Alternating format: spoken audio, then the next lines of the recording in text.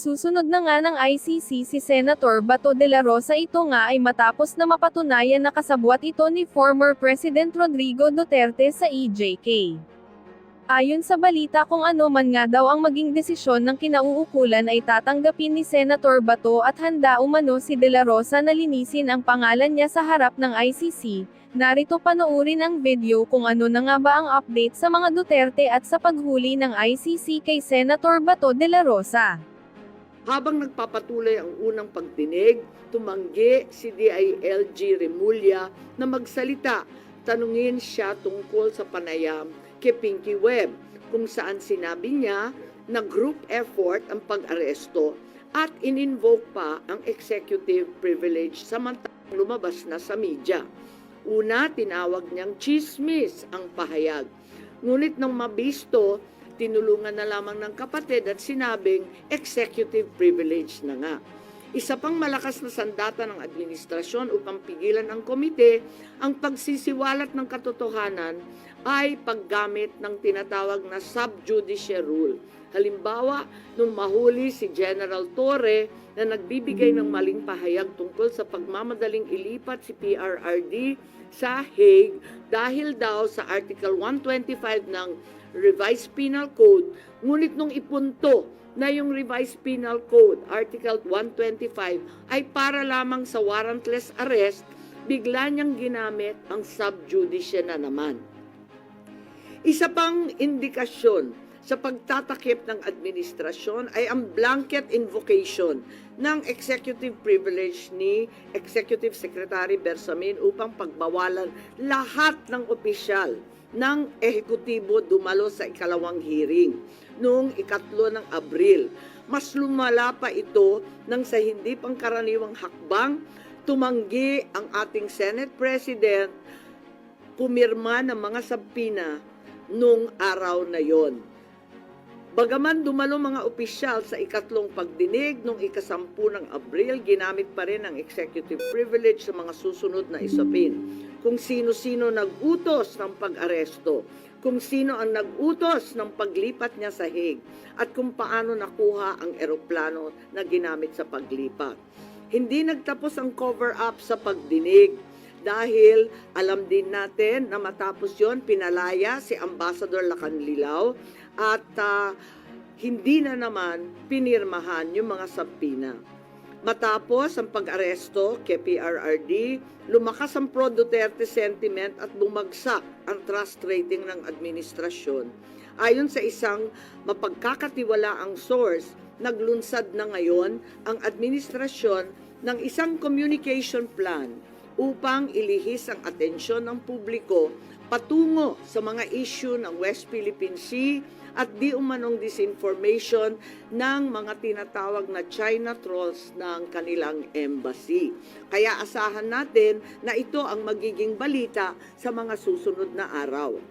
Hindi inaasahan ang political backlash sa pag-aresto sa dating Pangulo, kaya ngayon sinusubukan nilang kontrolin ang sitwasyon sa pamamagitan ng pag-focus sa West Philippine Sea, pagsisi sa China, at sa huli ay iuugnay ang pagtaas ng suporta kay Duterte sa sinasabing kampanya disinformation ng China. So una, may duda tayo na politically motivated.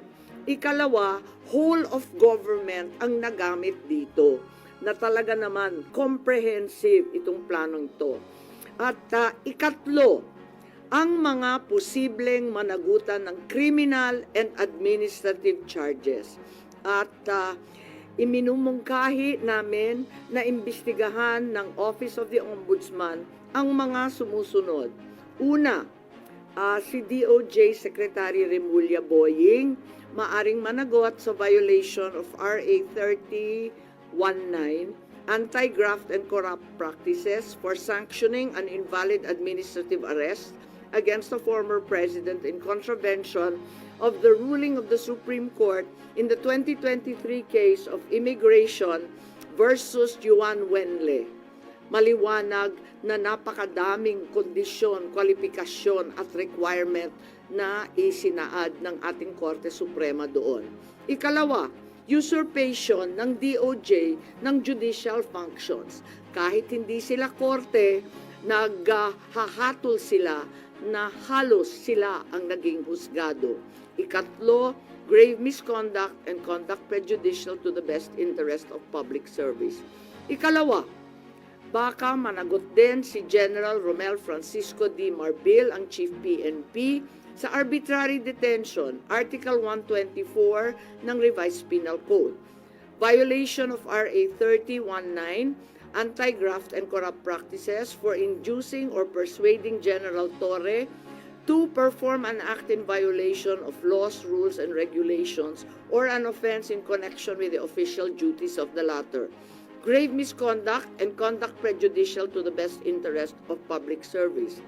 Andito rin sa mga nakalista at ayon din sa payo ni dating Supreme Court Justice na nagpayo sa atin na malahil si SILG Secretary John Vic Remulla ay maakusahan din ng arbitrary detention katulad nung iba.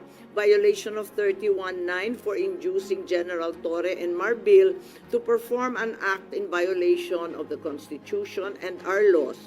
Ikatlo, grave misconduct and conduct prejudicial to the best interest of public service. Ang ikaapat na maaring patawan din ng kaso ay si General Nicolas Torre III. Maaring managot sa arbitrary detention. 2 counts of arbitrary detention, not only against the former president, but also against former Executive Secretary Medialdea.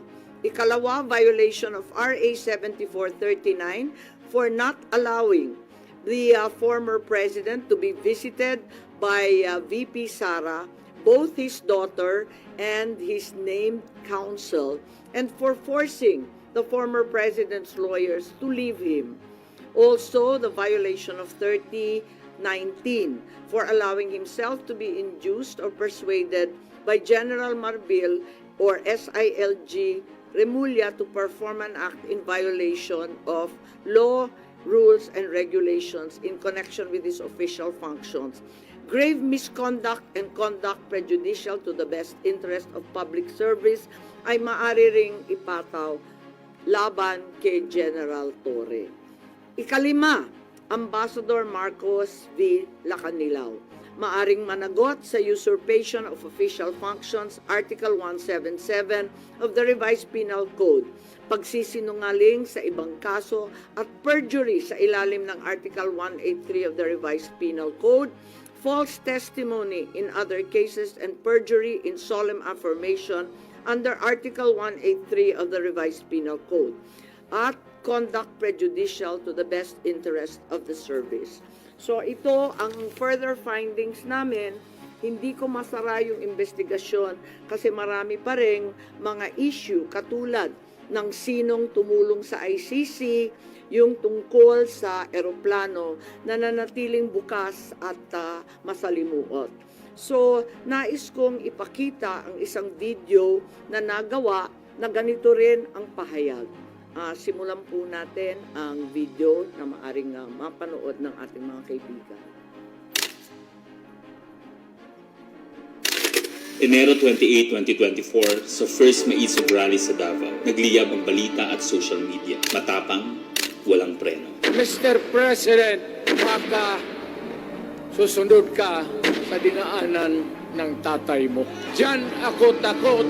Ayaw ko mangyari sa iyo yan. Nagbato ng maaanghang na salita si dating Pangulong Rodrigo Duterte laban kay Pangulong Marcos tungkol sa di umano'y paggamit ng droga at ang kontrobersyal na People's Initiative. Sino man magsabi na walang paki ang Senado sa usaping ito, isa lang ang masasabi ko, walang gamot sa kakapalan ng mukha mo. Sa Senado, sa kapareho at sumunod pang mga buwan, si Senator Amy ang nanuna. Pakialam sa PR, wala tayong pakialam sa PR, wala tayong pakialam sa PR. Siya ang unang nagtawag ng pansin. Siya ang unang nagtanong, para kanino ba talaga ang PI na yan? Marso 2024, sa kabila ng bangayan sa harap ng sambayanan, narinig natin si Pangulong Marcos. Matatag, matapang. The International Criminal Court has no jurisdiction over the Philippines as we remain to have a working judicial system and law enforcement mechanisms. Walang jurisdiksyon ang ICC sa Pilipinas. Sa sabon, nagpagpag siya ng balahibo. Ang hindi natin alam, paghupa ng alikabok ay nagsimula ng ilatag ang plano para muling sumagi sa ICC. Kaya pagtungtong ng Mayo, tahimik ngunit mabilis ang galaw. Isinumite ng DOJ ang legal brief para sa posibleng pag-aresto kay FPRRD. Isang pagtataksil na walang nakapansin. Hunyo, pumutok ang balita. Nagbitaw si VP Sara bilang DepEd Secretary. Tendered my resignation as the Secretary of Education effective July 19, 2024. Isang babae ng tapang ngunit walang nagawa dahil sa likod ng tama. Agosto, isinagawa ang unang Quadcom hearing laban kay FPRRD habang inuusig ng COA ang confidential funds ni VP. Ang hindi natin alam, sa gitna ng lahat ng ito, itinalaga na ni PBBM si Marcos Lacanilao bilang Special Envoy ng Transnational Crimes na siyang magsusuko kay FPRRD. At maluwag na rin pinapasok ng bansa ang mga tiga-ICC noong Oktubre. Walang bahid ng pagtutol, walang balak na ipagtanggol ang kapwa Pilipino. Nobyembre, nag-iba na ang ihip ng hangin. Matatag, matapang, walang bahid ng pag-aalinlangan. Narinig muli natin si Pangulong Marcos, ngunit iba na ang sinabi. If yun ang gugustuhin ni PRRD, hindi naman kami haharang dun sa mga ICC.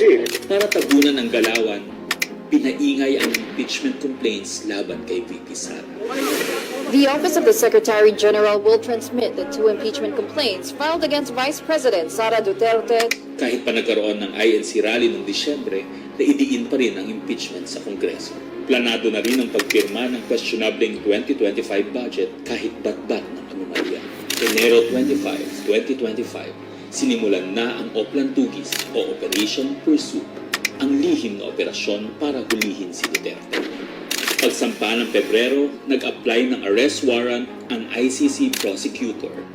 Isang tahimik na pag-uusig habang tayo'y pinaiikot ng mga rally at press release. Marso, muling nilinlang ang bayan.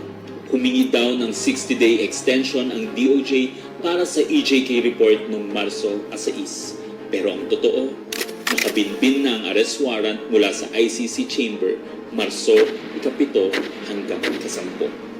Ang hindi natin alam, Marso 11, 2025, sa kanyang pagbalik sa Pilipinas, hindi pa man bumababa ng eroplano si FPRRD, isinagawa na ang pag-aresto. Maingay ang paligid, magulo, pero ang dating Pangulo ay nanatiling kalmado. Isinakay siya papuntang The Hague, alas 11 ng gabi. Kasama sa eroplano si Marcos Lacanilao, ang nagkanulo, ang nagsuko. Pero kanino ang sisi? Sa mga utusan o sa nag-utos? Managot ang dapat managot, nakalatag na. It's a request to the Philippine government from Interpol enforce the arrest warrant. And we have commitments to them. Ayaw nila ipagpatuloy ang pag-iimbestiga. Maliwanag na ang buong administrasyon na ito mula sa pinakataas hanggang sa galamay. Nagplano. Ikaw ho ba nagplano ng lahat ng ito? Hindi naman. It was a group effort. Secretary Chudoro is there, Secretary Anyo was there too, and the President and I. Nagsakatuparan.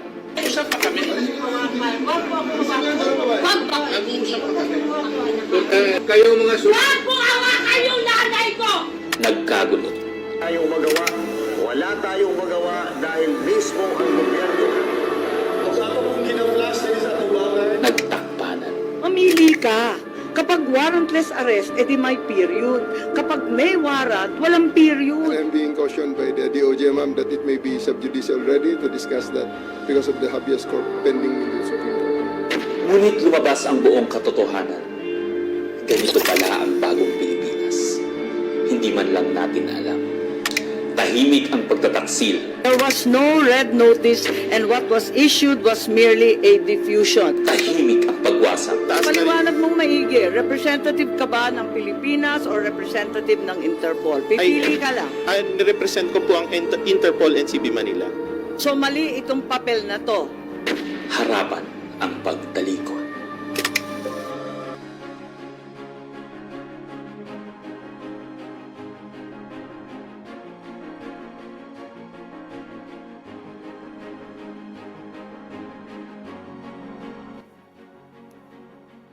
Okay, so that's where we are so far.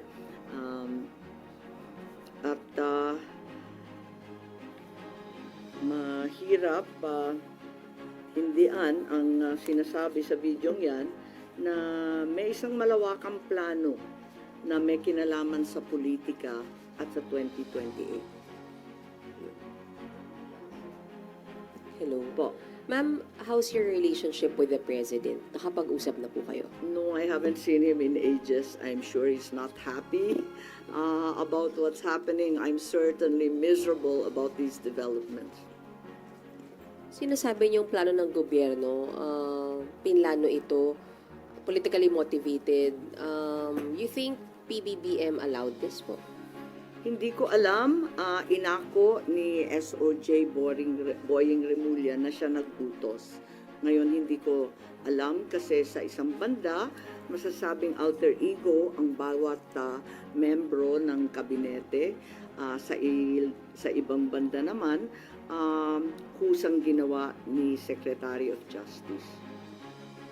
May pinaimbestigahan kayo sa Office of the Ombudsman, so i-furnish niyo sila ng copy ng findings ninyo, ma'am?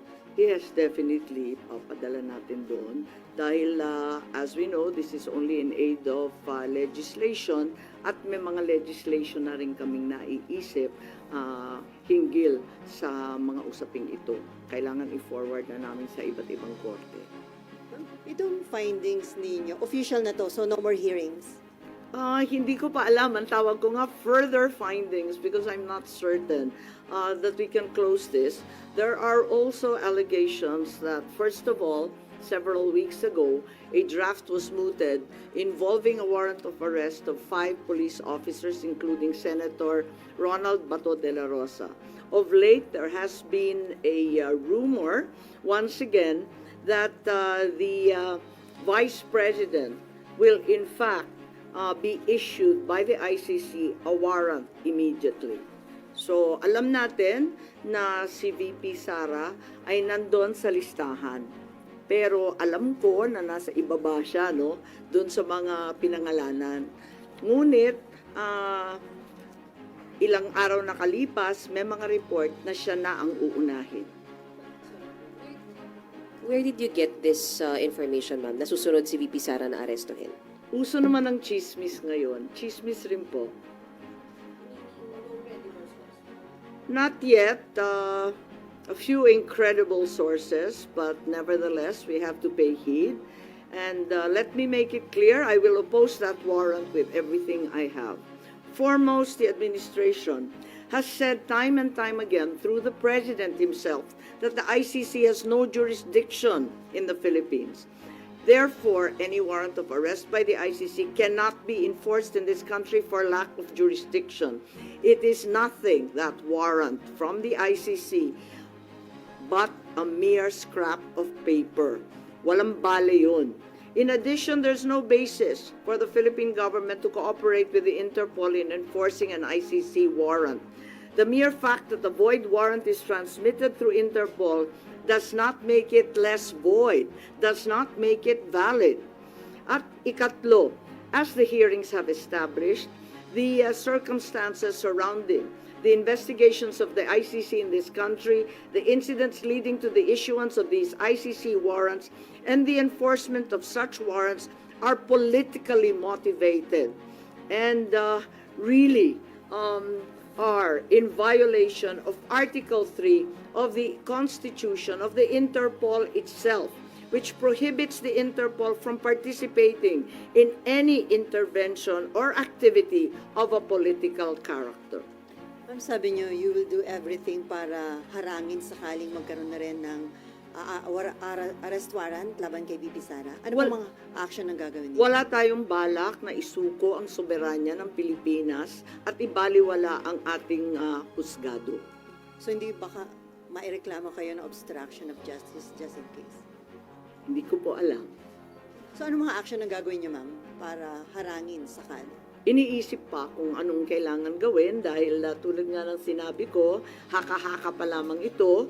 Ngunit sa nakita natin sa mga nakaraang 2 taon, itong mga haka-haka, duda, suspetsa, madalas nagiging totoo. So may mga preparation na rin si VP Sara dyan sa chismis na natanggap niyo, ma'am? Marahil po.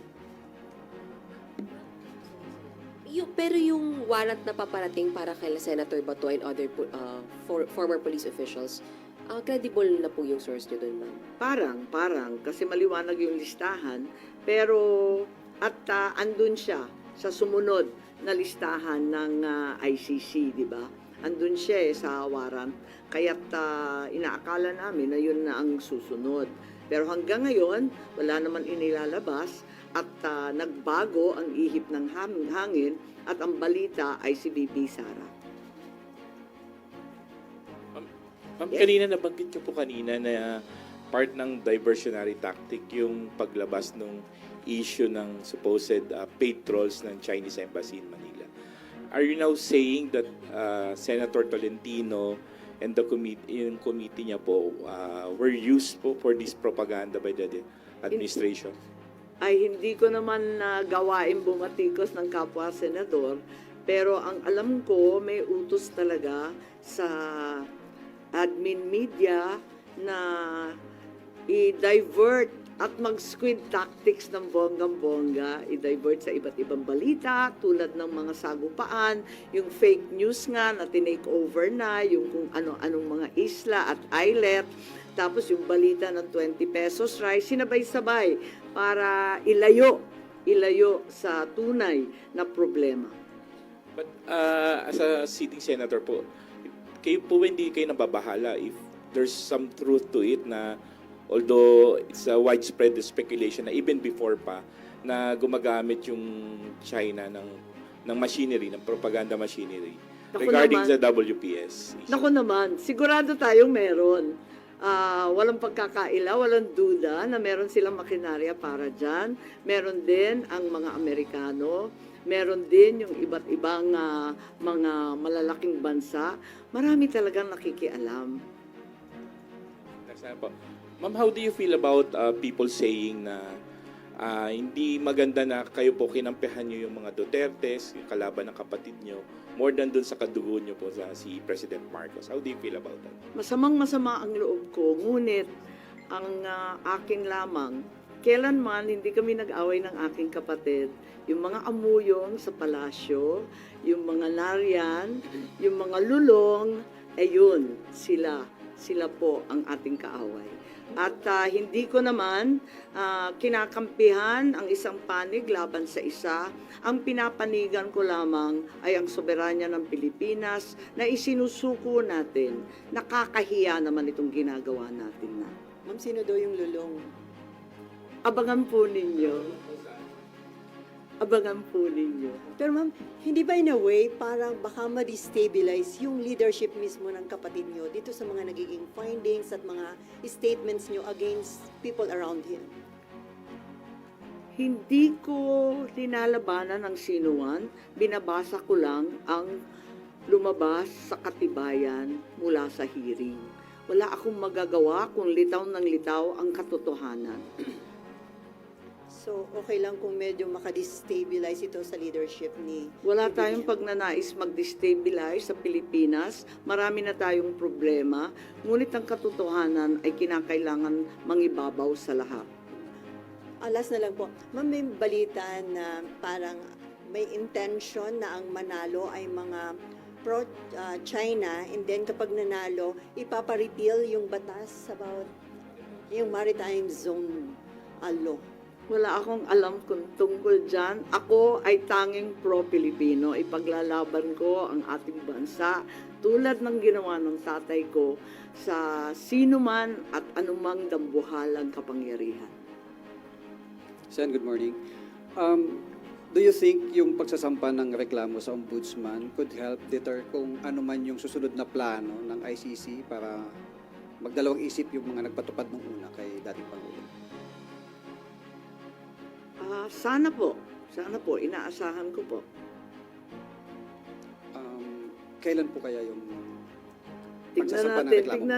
Tignan natin kung anong magagawa.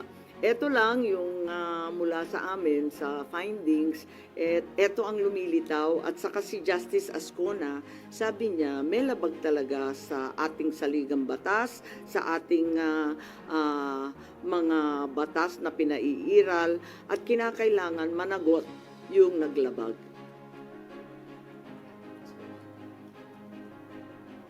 Ma'am, balikan ko lang yung warrant, ICC warrant to, ma'am, no, yung narinig nyo para kay VP Sara. When is this coming out? Chismis nga lang kaya walang name and date. Ma'am, yung for your findings,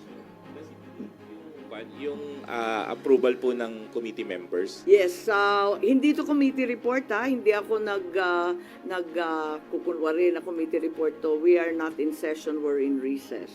So, wala pa talagang committee report na masasabi. Kaya lang, sa daming nagtatanong, sa marami na nagsubaybay sa oras-oras na hearing, pakiramdam ko, obligado ako magsaad ng findings along the way. Kasi nga hindi matapos-tapos at hinahadlangan ng todo-todo.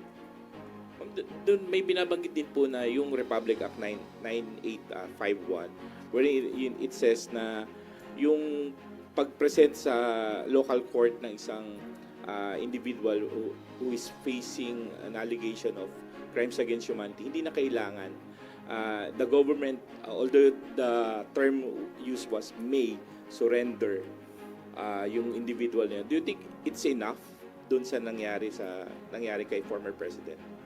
Sa bagay na yan, sa palagay ko, ang Senado kasama ng Kongreso maaring magbago ng batas at liwanagan yung Article 17 nung 9851 kasi hindi maliwanag doon, parang natanggal sa proseso ng pagpipinal. Nakita ko yun, maliwanag yung surrender, maliwanag yung alin yung extradition. Maliwanag na yung surrender ay para sa dayuhan lamang. Pero, dun sa final version mukhang na-edit, kaya maari natin tignan yan dahil ang purpose ng investigation sa Senado ay talagang in aid of legislation. Isa na yon na kinakailangan tignan. Isa pa yung extradition law na inakda ng tatay ko. Ang tagal-tagal na nun. Marahil kinakailangan tignan na rin natin yan dahil hindi na pakay sa mga problema ngayon yung ibang provision doon. Since it's not yet amended yung binanggit niyo po na section 17, that's still existing. Hindi po ba enough to justify what happened during yung March 11 arrest? Kapag hindi maliwanag ang isang bagay, binabalikan yung debate sa Senado, yung transcript at saka yung contextual analysis ng mga pahayag ng ipinasa, rinipaso yan. At maliwanag dun sa original na talagang yung surrender ay para sa dayuhan lamang. Kung bakit na iwaglit at naiwan yun at may nilagay na mga pag-aamyenda sina Senator Subiri, sina Senator Gordon noong panahon na yon, hindi ko alam kung nakalimutan lamang o sa pagmamadali hindi na isaayos ng maigi. Pero yan naman ang trabaho talaga ng mambabatas. Tignan at isaayos, iklaro ang mga hindi masyadong maliwanag. Ma'am, pareak lang dito. Yung kay Pangulong Marcos po tsaka VP Sara na trust and performance rating, kay Pangulo po 60% trust, 59% performance, pero it represents a decline po since nung fourth quarter ng bansa. Habang kay VP po, tumaas po siya ng 9 percentage point. Comment on this. Pasensya, pero hindi na ako nagbabasa ng survey. Kaya hindi ako up to date dyan. Ang nararamdaman ko, ang pagpuot, ang hinanakit, at ang galit ng mga Bisaya. Galing po ako sa Cebu, mamaya pupunta ako sa Davao. Alam na alam ko ang pakiramdam nila. Ngayon, kung ganito rin ito sa Luzon, ramdam ko sa Manila, hindi ugali ng Pilipino ang pang-aapi sa matanda na may sakit. Hindi natin gawain yan.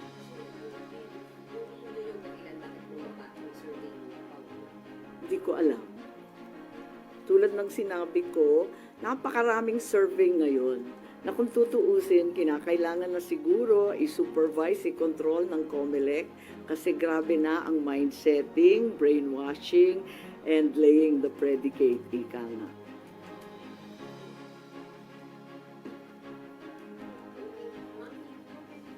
Thank you so much. I have a longer report of 26 pages. I think it's available. We also have USBs of the Tagalog statement, as well as the graphic version of the timeline, and I can also provide that video that we received. What I read ay yung Tagalog. Opo, nandito. Okay lang. O sige. Pero may soft copy ba kayo? Hindi ko alam. Meron.